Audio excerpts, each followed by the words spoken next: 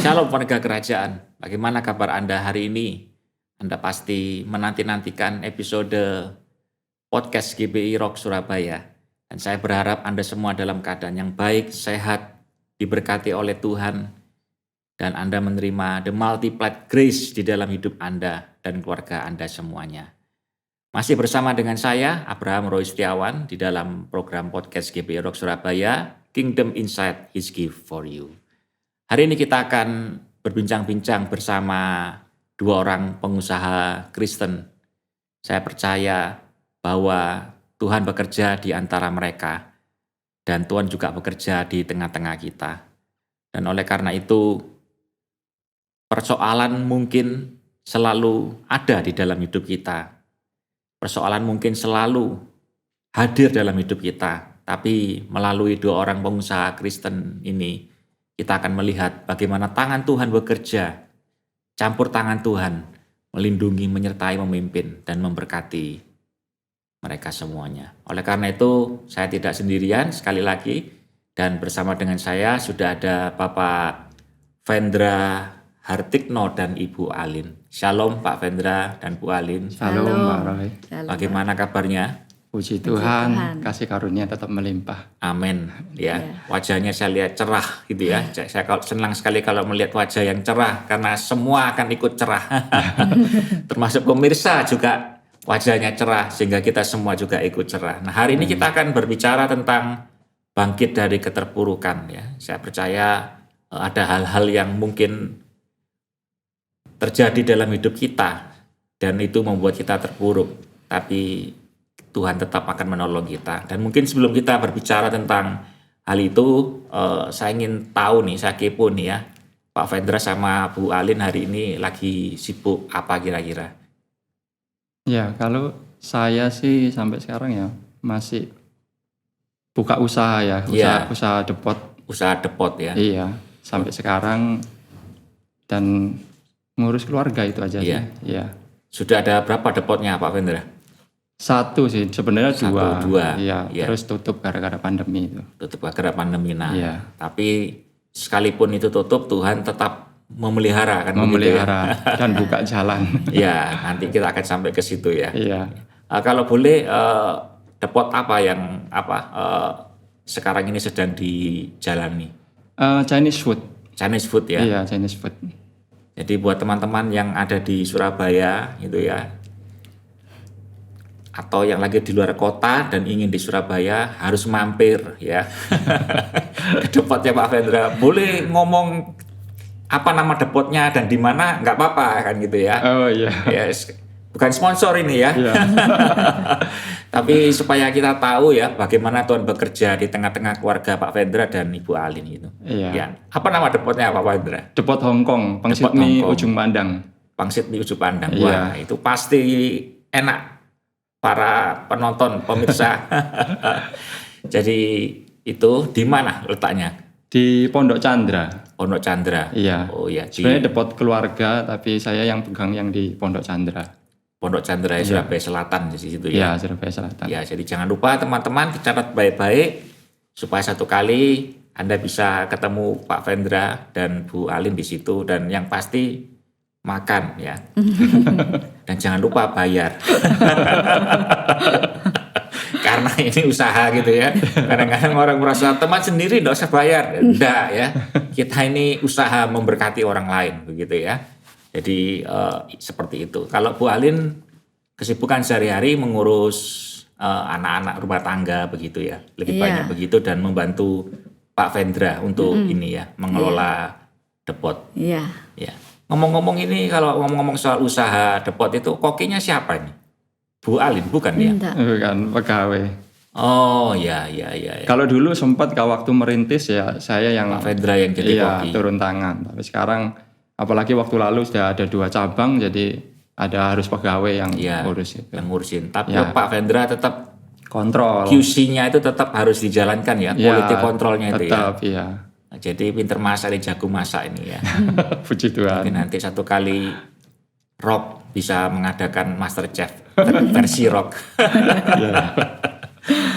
Ya, kemudian saya juga ingin tahu masa kecilnya Pak Vendra dan Bu Alin itu seperti apa?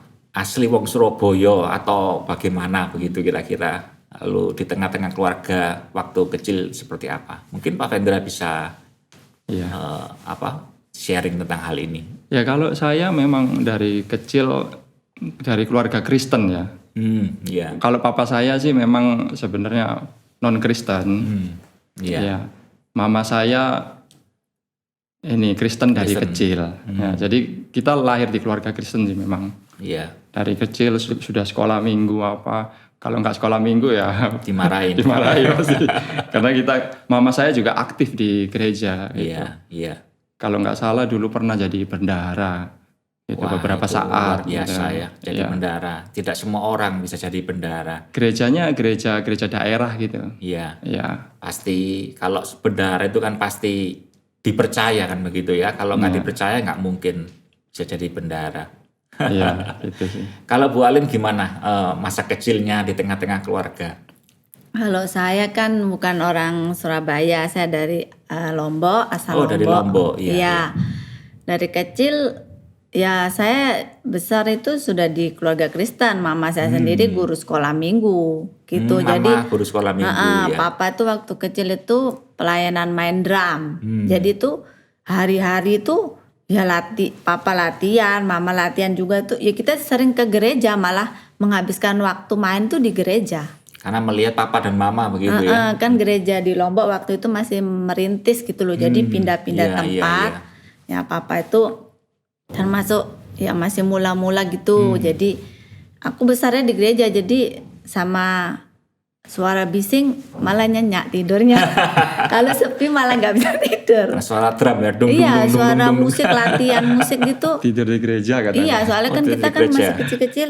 Besok mau sekolah tidurnya di gereja. Terus nanti pulang baru lanjut tidur lagi. Nunggu papa mama latihan. Iya. Sampai sekarang kuliah tetap ini mama ya papa pelayanan juga. Iya.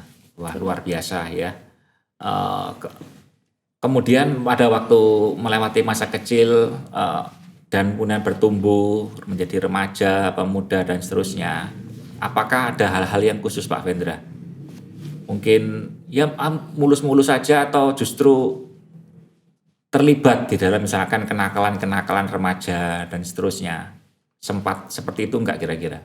Iya, dari kecil kalau saya pribadi, mama saya ini kan non Kristen. Papa saya non pribumi gitu. Oh iya. Mama saya orang Toraja asli. Orang Toraja asli. Jadi kalau di Surabaya ini kan ada kayak gitulah. Iya. Ya, jadi di sekolah ini saya termasuk yang tertolak gitu. Jadi mau ngumpul sama ini kayak kurang diterima gitu. Iya. Begitu juga ketika di luar sekolah, pulang sekolah itu sering dibully gitu. Karena dulu saya putih. Iya. Mata saya sipit jadi yang lain matanya lebar. Iya. Jadi gara-gara itu saya sering dibully. Dan saya jadi anak yang keras itu jadinya. Iya. Karena saya kan mempertahankan diri. Akhirnya jadi anak yang keras. Nah, jadi suka berkelahi dong, enggak ya? Iya, dulunya gitu. Gara-gara sering dibully itu akhirnya jadi suka berkelahi. Suka berkelahi ya. Iya. Apa sempat kemudian akhirnya dari hal-hal itu kemudian terjerumus ke hal-hal yang kurang baik gitu? Iya, sebenarnya kan pada waktu itu masih baik-baik saja ya. Tapi ketika waktu SMP, papa saya mulai meninggal. Oh, iya, pada waktu SMP. Ya. Nah, yang disegani kan papa saya. Iya. Apalagi saya ini anak kesayangannya papa saya, sama adik saya, mimi saya, kan kami 5 bersaudara. Iya. Ya, jadi saya nomor 4 yang terakhir dan saya paling disayang papa gitu.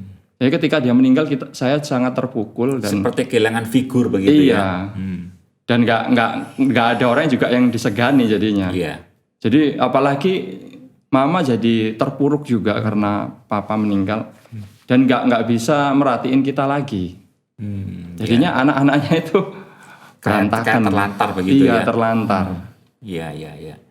Itu pentingnya seorang bapak, figur seorang bapak, dan kita bersyukur ya bahwa di gereja kita ini pembapaan sangat Sangat kuat. ditekankan ya, Iya. dikuatkan. Oleh karena itu jangan lupa buat teman-teman semua cari bapakmu gitu ya.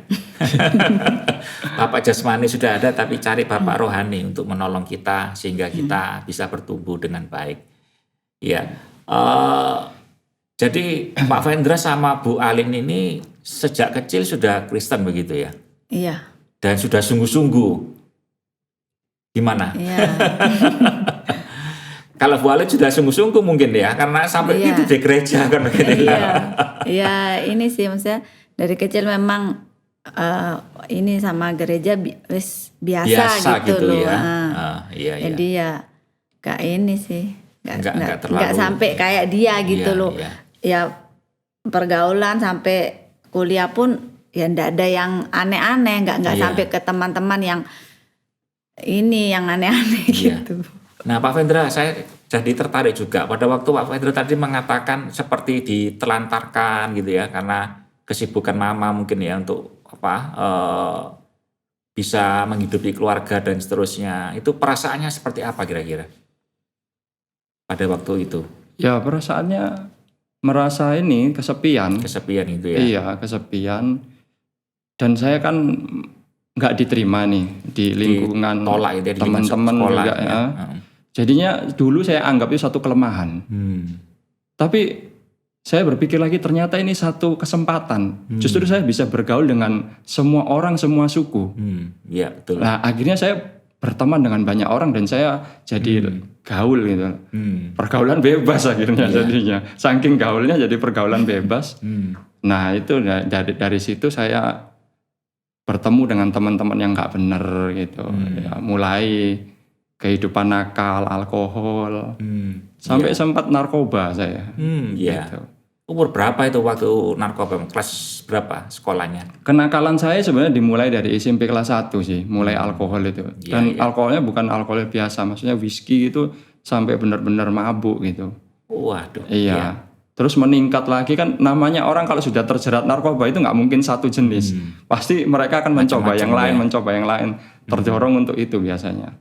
Dan itu edik ya, artinya kecanduan gitu ya, sampai kecanduan begitu ya. Sampai kecanduannya sih yang macam-macam narkoba itu masih nggak terlalu ya.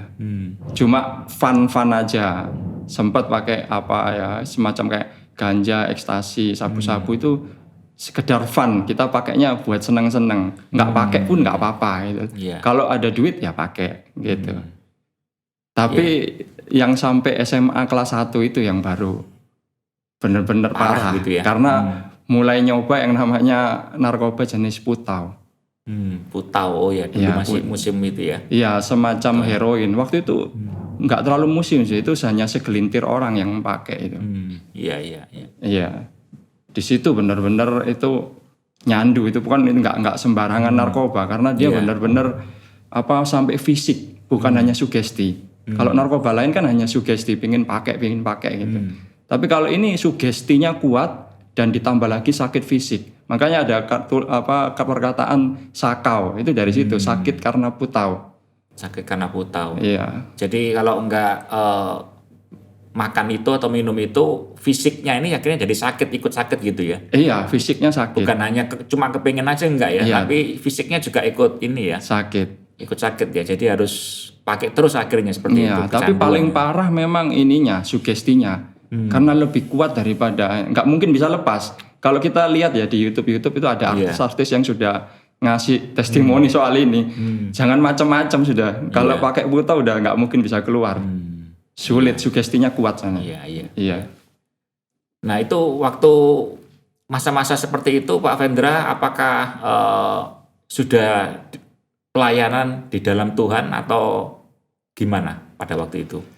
Saya ini sudah nggak ke gereja itu sejak umur kelas 5 gitu, kelas 5 SD. Kelas 5 SD ya? Iya, udah mulai nggak pernah sekolah minggu apa gitu-gitu. Iya. Ya jadi saya udah kehilangan komunitas gereja sebenarnya sih, mulai dari situ. Jadi sekolah minggu itu kalau menurut Pak Vendra penting ya untuk anak-anak kita gitu ya? Penting. Iya. Nanti saya cerita bagaimana triggernya itu sekolah minggu sebenarnya yang membuat saya pulih juga sih. Karena saya ingat sekolah minggu. Iya. Iya. Nah, setelah terjebak kepada kenakalan-kenakalan yang seperti itu, apa ada satu momen khusus begitu ya, perjumpaan dengan Tuhan yang kemudian akhirnya membalik semua kehidupan masa lalu yang buruk itu kemudian menjadi jauh lebih baik? Iya. Maksudnya saya bertobatnya gitu Iya ya? betul, bertobat.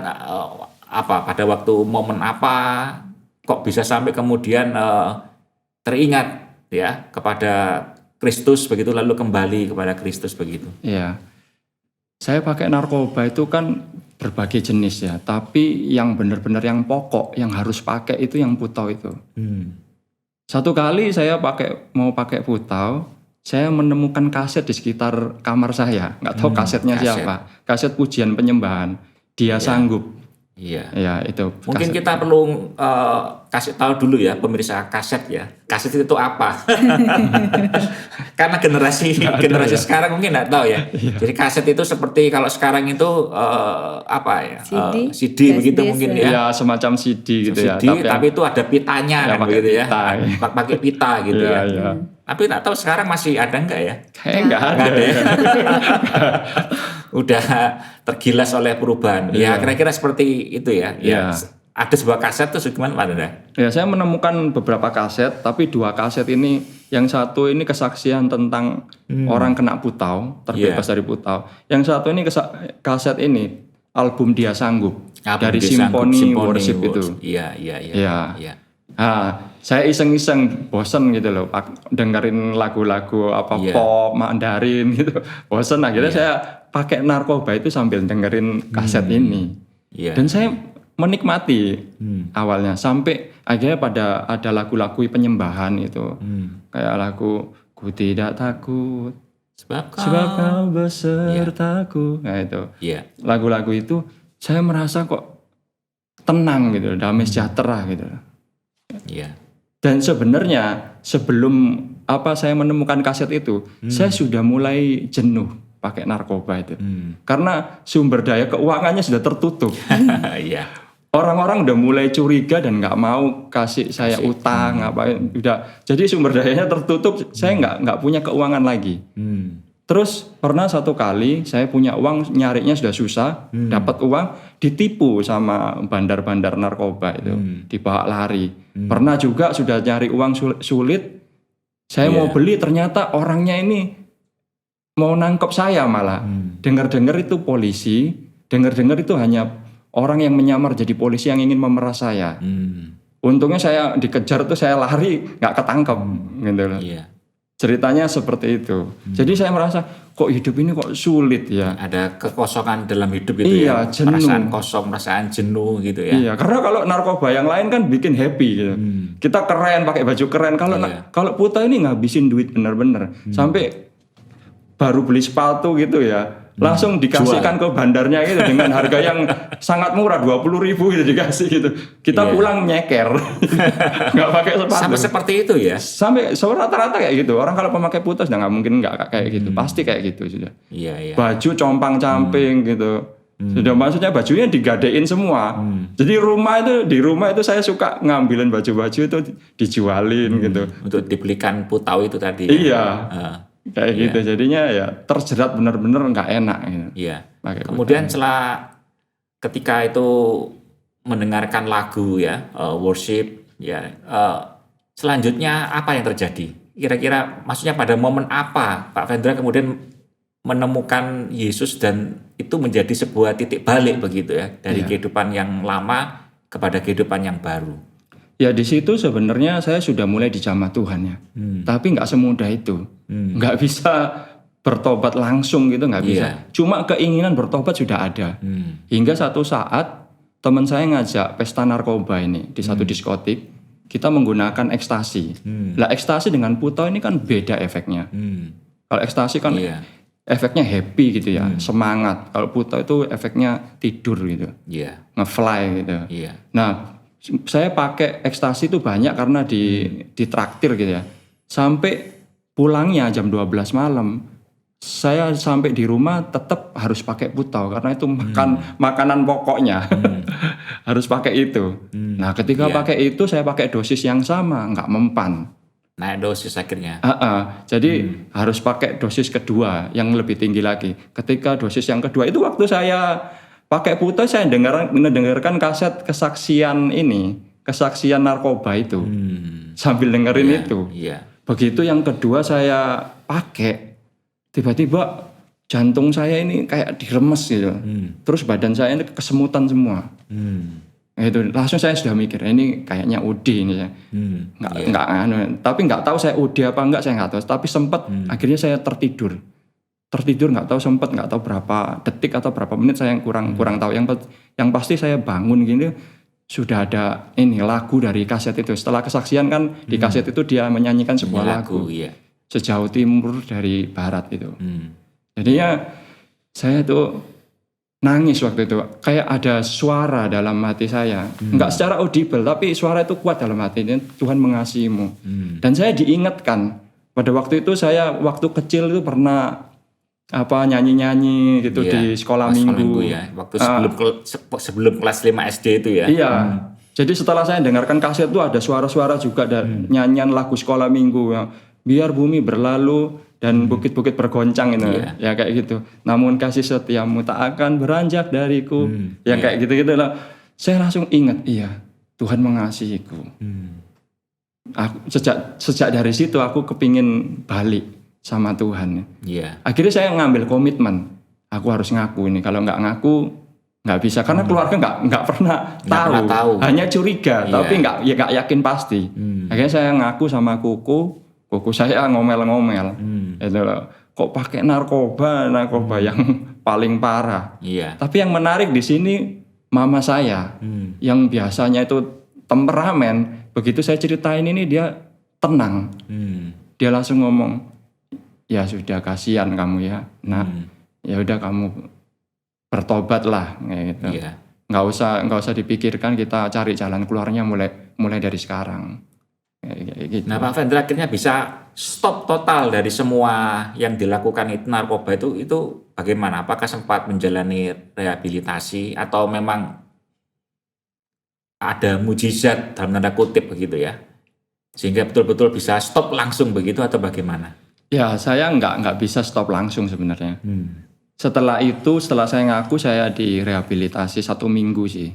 Bukan rehabilitasi, sebenarnya itu hanya mengobati badan saya supaya nggak sakau lagi, itu aja. Tapi enggak, kalau rehabilitasi kan 1 tahun 2 tahun sebenarnya, secara psikologis harusnya. Ya itu, tapi setelah rehabilitasi yang 1 minggu itu di rumah sakit William Booth itu waktu itu, pulang dari sana ternyata nggak bertahan, nggak sampai seminggu balik lagi. Saya langsung tahu saya nggak bisa keluar dari sini, nggak bisa keluar. Sampai saya itu pernah nangis gitu ya. Sambil habis pakai itu saya nangis, Tuhan bagaimana saya lepas dari narkoba ini. Sampai saya janji ya, Tuhan kalau memang Tuhan pulihkan saya keluar dari jeratan narkoba ini, saya mau melayani Tuhan. Iya. Terus akhirnya pada waktu setelah itu bagaimana bisa betul-betul lepas gitu ya? Pindah. Akhirnya cici saya datang dari Taiwan. Ya dia akhirnya lihat kisah saya, terusnya, kamu nggak bisa kayak gini, lebih baik kamu ikut saya ke Taiwan. Oh pindah ke Taiwan Ya akhirnya. gara-gara itu saya ke Taiwan itu. Tapi nggak sekolah, kerja saya di sana.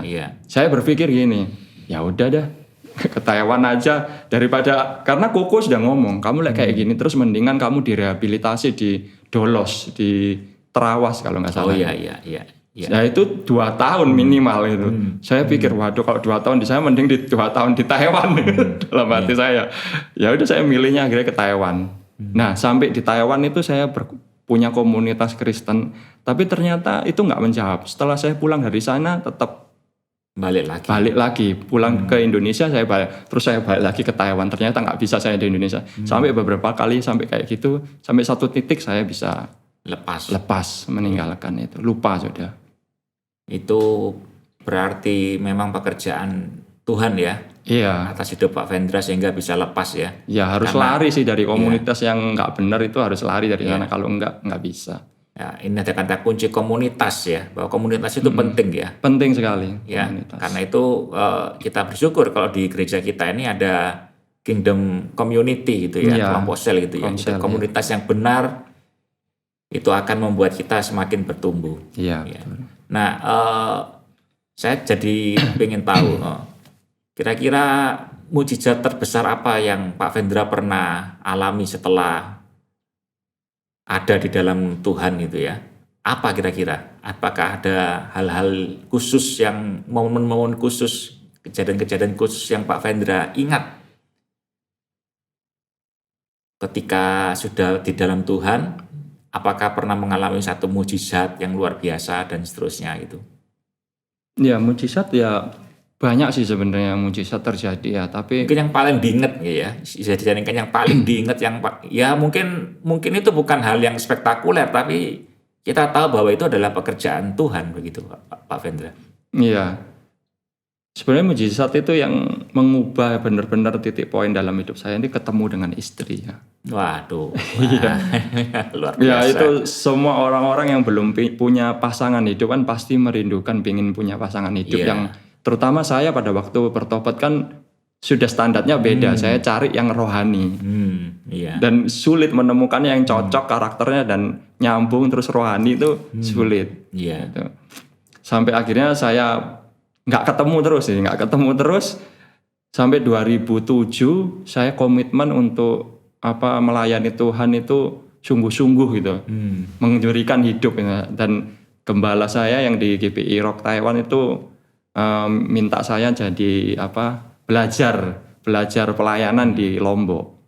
Nah, di situ saya di Lombok ketemu sama ketemu Bu Alin, ketemu pacar gitu ya. ya. Sebelum saya bilang mujizat ini karena nggak lama, cepat sekali. Jadi saya datang di Lombok itu Jumat siang, Jumat malam saya diundang makan sama diaken-diaken. Terus saya ketemu mamanya dia ngomong, anak ini sudah punya pacar nggak? Teman saya kebetulan full timer di sana. Iya. Ya dia ngomong, dia tanya sama saya, jadi kayak jadi mak comblangnya gitu. Iya. Hanya dalam 1 hari itu, dan akhirnya tak pikirnya hanya nggak sungguh-sungguh gitu. Iya. Ternyata beneran sungguh-sungguh didatangkan dari Surabaya, kita kenalan, ya dengan secepat itu, mudah. Sampai saya pikir, saya berdoa, apakah benar dari Tuhan kok secepat, kok mudah gitu loh. Oh berarti Bu Alin waktu itu sudah di Surabaya berarti ya? Iya, setelah kuliah tetap di Surabaya. Oh, setelah kuliah di Surabaya, enggak balik ke Lombok ya? Malah Pak Vendranya yang ke Lombok begitu ya? Iya, dari Taiwan. Dari Taiwan malah ke Lombok, enggak ke Surabaya kan? Ya, gitu nggak ketemu di Surabaya, malah ketemunya di Lombok. Ketemunya di Lombok ya. Iya.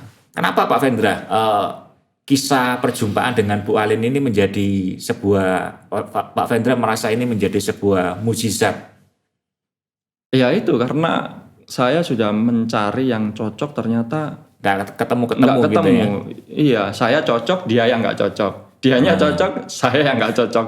Sampai akhirnya saya putus asa dan ya udah nggak mikirin lagi akhirnya. Iya. Dan tiba-tiba ketika saya menyerahkan diri saya, benar-benar mau pelayanan, melayani Tuhan, malah Tuhan pertemukan. Sebenarnya saya itu mau berpikir, Iya. aku mau jadi hamba Tuhan aja, tapi saya nggak bernasar. Cuma dalam hati aku pelayanan aja sudah, nggak ngurusi gitu-gitu. Malah ketemu gitu iya, ya, malah ketemukan ketemu Tuhan ya. Iya, destiny saya itu bukan di situ. Saya harus punya istri, harus punya usaha kayak Iya, gitu. iya. Nah ini buat teman-teman yang belum punya pacar, jangan khawatir begitu ya. Kalau kita sungguh-sungguh dengan Tuhan, pasti Tuhan sediakan yang terbaik ya. Bukan hanya pacar saja, tapi hidup kita disediakan Tuhan yang terbaik. Iya. Nah itu juga menjadi titik-titik awal di Taiwan itu Pak Vendra belajar untuk melayani berarti ya. Iya, di Taiwan. Itu belajar melayani. Kemudian ketemu dengan Bu Alin ya. Lalu bagaimana pelayanan yang dilakukan setelah itu, setelah berumah tangga dengan Bu Alin? Ya, saya pelayanan di Taiwan sebenarnya sih, saya mulainya ya dari ya angkat-angkat kursi lah. Iya. OHP waktu itu. Terus singer, terus meningkat terus gitu. Iya.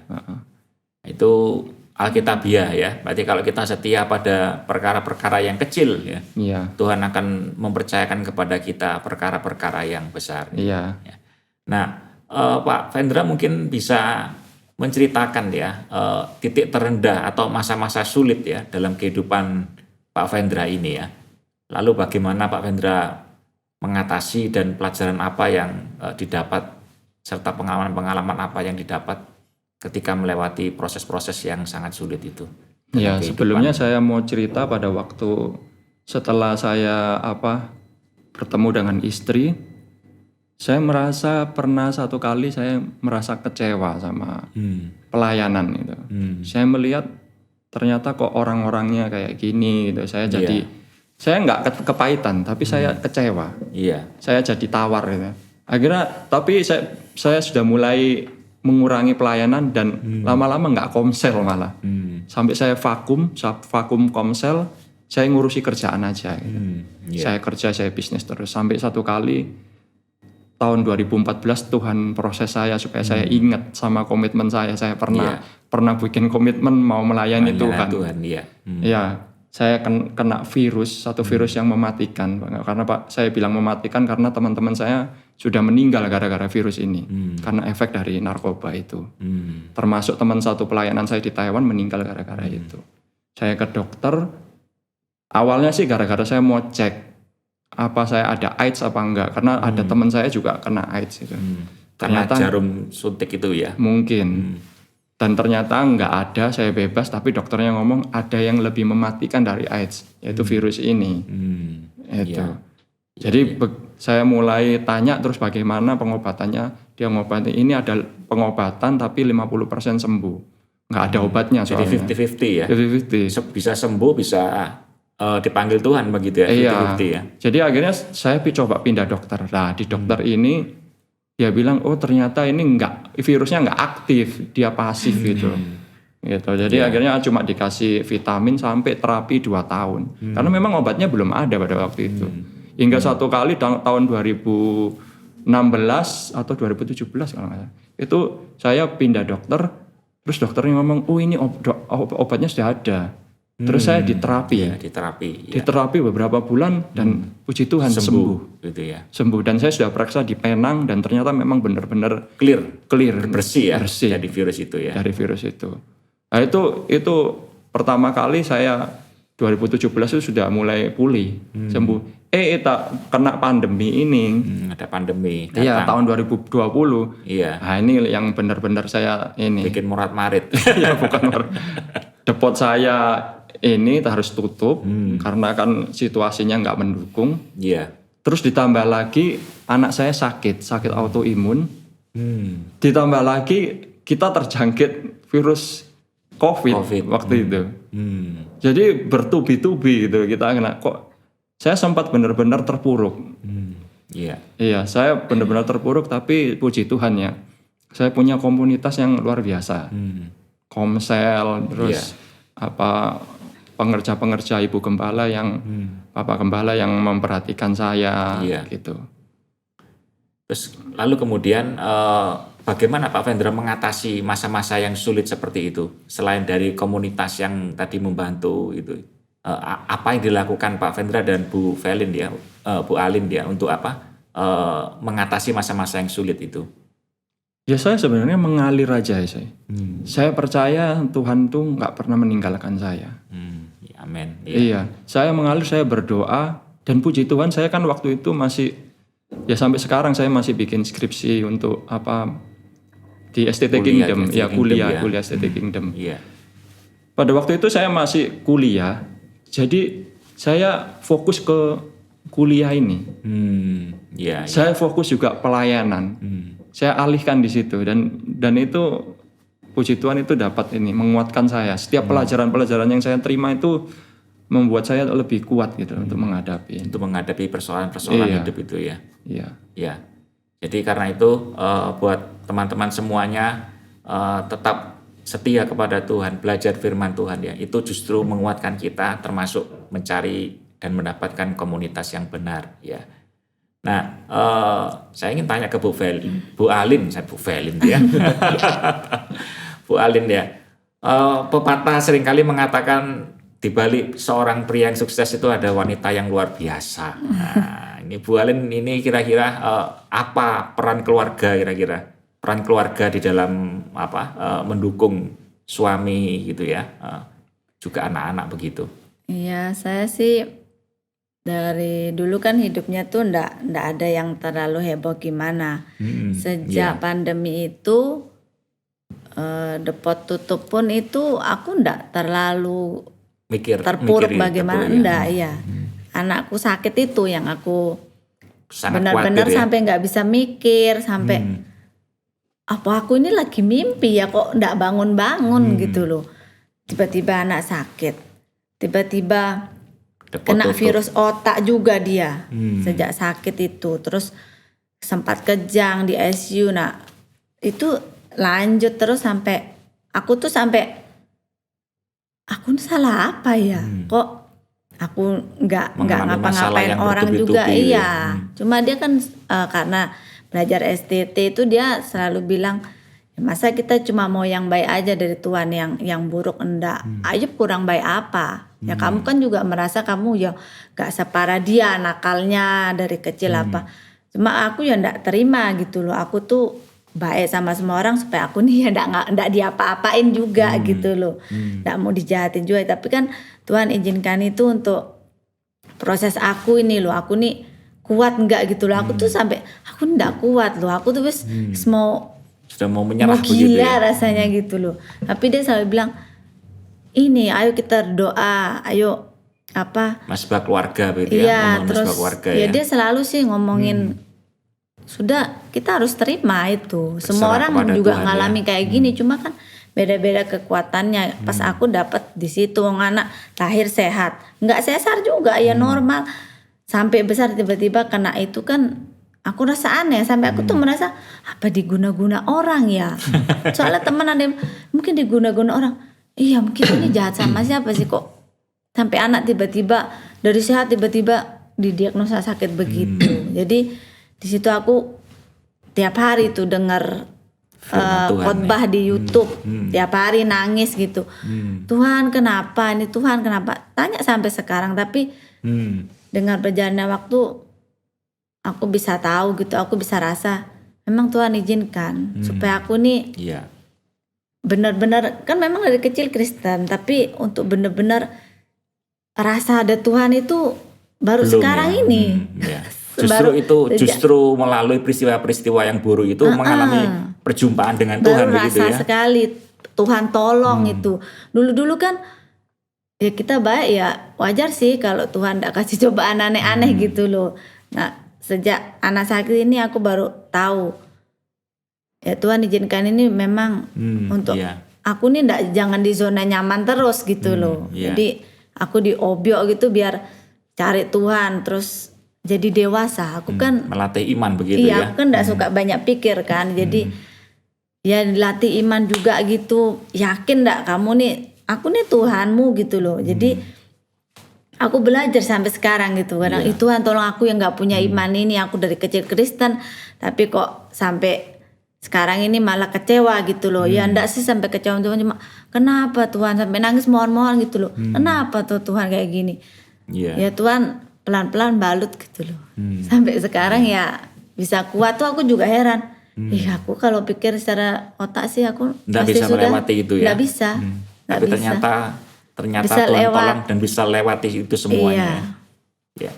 Nah ini apa pesannya Bu Alin kepada teman-teman yang melihat YouTube ini ya, podcast ini ya. Kira-kira kalau mereka mengalami masalah yang bertubi-tubi, lalu kemudian mungkin sempat kecewa sama Tuhan, gitu ya, atau meragukan Tuhan, kira-kira apa yang ingin Bu Alin bagikan kepada kita semuanya? Ya pertama itu percaya. Percaya tuh, terus apapun itu percaya, walaupun kayak kita dijahati tuh percaya. Pokoknya Tuhan ini kasih itu pasti di ujungnya itu baik gitu. Nah untuk percaya itu aku ya susah, karena aku gimana ya percaya harus pakai iman. Karena secara fakta melihat sesuatu yang buruk begitu ya. Iya, sesuatu yang buruk terus kita harapin yang baik. Gimana cara? Jadi aku diajarin tuh selama ini bersyukur. Bersyukur.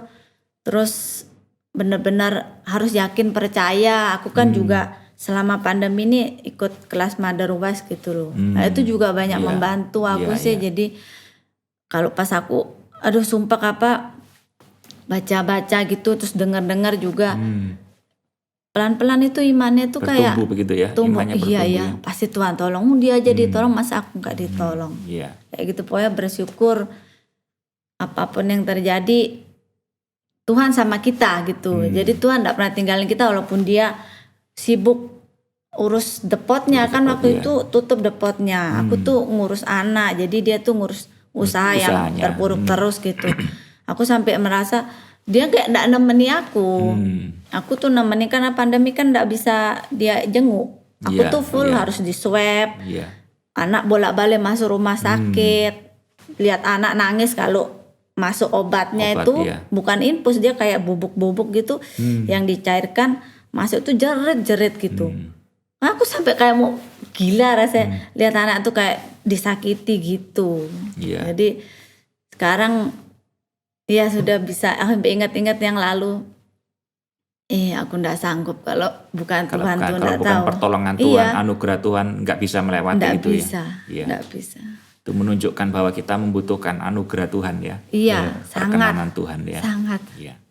Nah sebagai yang terakhir nih Pak Vendra, mungkin tips-tips apa, pesan-pesan apa, atau mungkin ada moto hidup yang selalu dijalani, ayat-ayat favorit barangkali. Ya kita tahu bahwa semua ayat Alkitab itu favorit bagi kita semuanya.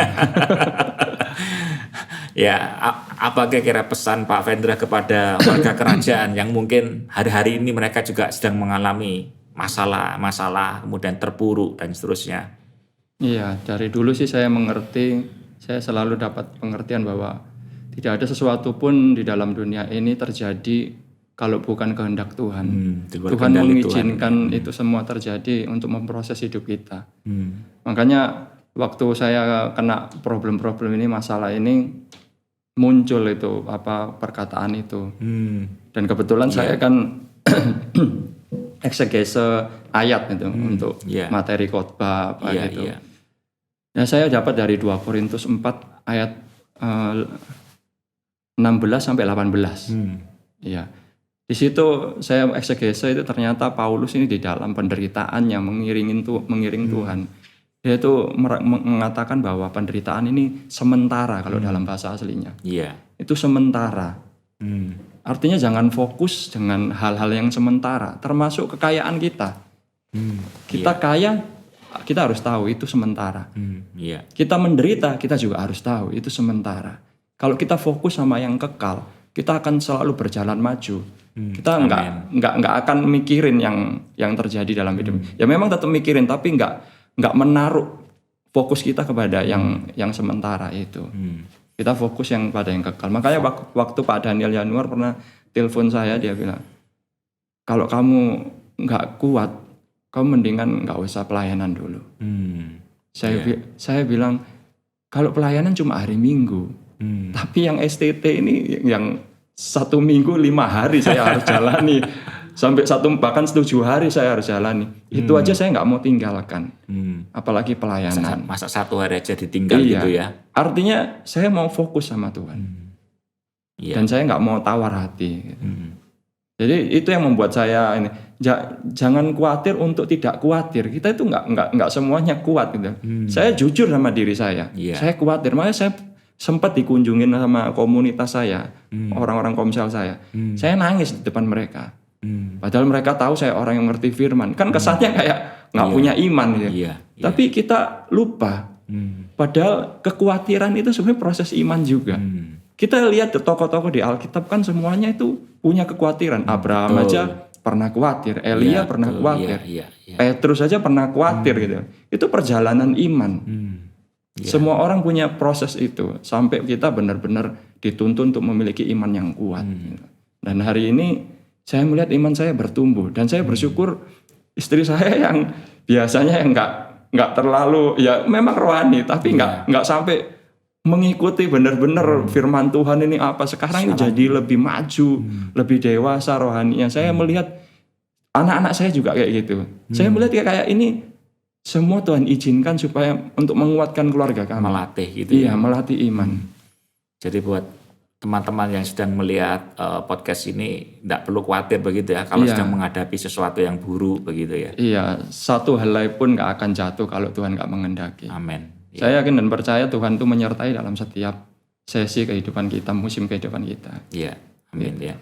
Ya, jadi percayalah Tuhan tidak akan pernah menempatkan kita dalam sebuah situasi di mana Tuhan tidak bisa mengatasi dan mengendalikan hal itu. Percayalah bahwa setiap kita, walaupun pada situasi yang buruk, Tuhan bisa mengatasi dan mengendalikan semuanya.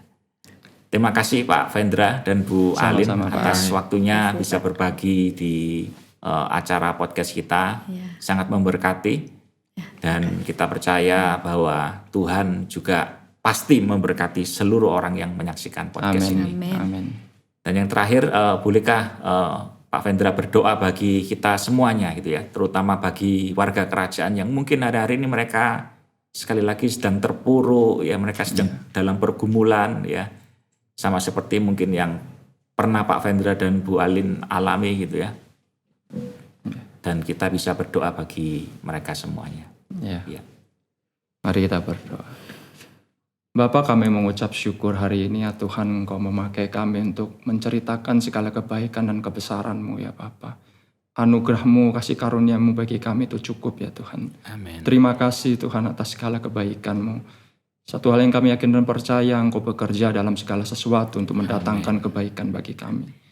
Dan saat ini ya Tuhan, kami rindu untuk berdoa bagi setiap jemaat-Mu, setiap anak-anak-Mu yang sedang mengalami pergumulan Tuhan. Bapak, mari Engkau berikan kekuatan bagi mereka, penghiburan bagi mereka ya Tuhan. Berikan keyakinan dan iman bahwa Engkau sungguh-sungguh menyertai kami, Engkau hadir di tengah-tengah kami. Satu hal yang kami percaya Tuhan, Engkau tidak pernah meninggalkan kami. Bahkan sehelai rambut pun tidak akan jatuh kalau Engkau tidak izinkan Tuhan. Semuanya ya Tuhan seizin Engkau ya Tuhan. Dan kami yakin dan percaya apa yang terjadi ini mendatangkan kebaikan bagi kami ya Tuhan. Biar ya Tuhan Engkau jamah ya Tuhan setiap pendengar yang mendengarkan podcast ini ya Tuhan. Supaya hidupnya ya Tuhan tetap fokus akan Engkau ya Tuhan. Bukan fokus dengan penderitaannya, dengan pergumulannya ya Tuhan. Tapi fokus akan kerajaan-Mu. Sehingga mereka tetap kuat berjalan untuk mengiring Engkau Tuhan. Amin. Terima kasih Bapak, terima kasih. Kami serahkan kehidupan kami ya Tuhan. Kami serahkan juga ya Tuhan Pak Roy yang sudah membimbing ya Tuhan di tempat ini atau menjadi host tempat ini ya Tuhan. Kami yakin Kau pakai dia ya Tuhan lebih lagi Tuhan. Terima kasih Bapak. Di dalam nama Tuhan Yesus Kristus kami sudah berdoa. Amin. Amin, amin. Sekali lagi terima kasih Pak Vendra, Terima Bu kasih, Pak Alin, Roy. ya. Tuhan berkati. Sukses selalu dan tetap kuat dan bertumbuh di dalam Amin. Tuhan. Jadi Amin. berkat bagi banyak orang. Amin. Demikian podcast kita pada edisi kali ini ya, bersama dengan Pak Vendra dan Bu Alin. Saya percaya kita semua diberkati melalui perbincangan ini dan saksikan terus episode-episode berikutnya yang pasti akan membawa kebaikan dan berkat bagi kita semuanya di dalam podcast Kingdom Insight is Gift for You.